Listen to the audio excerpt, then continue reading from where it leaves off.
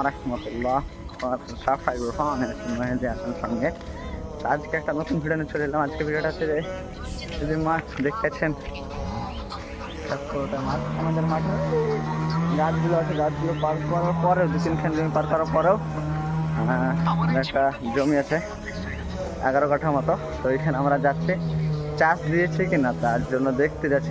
আব্বা বললো যা দেখে আয় চাষ দিয়েছে কিনা। তো আমরা সেইখানে আমি চলে যাচ্ছি। আমরা যাচ্ছি আস্তে আস্তে মাঠের দিকে, আমাদের জমির কাছে। তো এই যে জমিগুলো দেখতে আছেন, আমরা এক টাইম এই জমির আলে আমরা ঘাস কাটতাম। মানে যখন এখানে ধান ছিল তখন আমরা এখানে ঘাস কাটতাম গরুর জন্য। তো অনেকদিন ঘাস কেটেছে, ধান এখন উঠে গেলো পুরো, এখন ধান উঠে গেলো। এখন কেউ গম বুনবে, এখন প্রায় লোকে গম বুনবে। এই যা জমিটা পুরো দেখতেছেন, সব এগুলোতে গম বুনবে, এগুলো পুরো গম বুনবে, চাষ করে নেবে প্রথমে, তারপরে সব।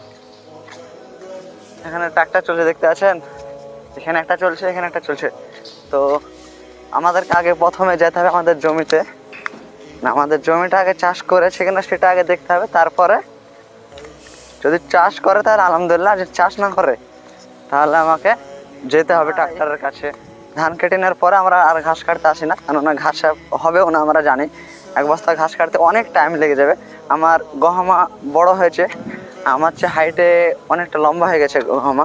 তো ওই গহমায় আমরা এখন কেটে কেটে খাওয়াচ্ছি, ওনারা দেখতে পাচ্ছেন ভিডিওর মাধ্যমে।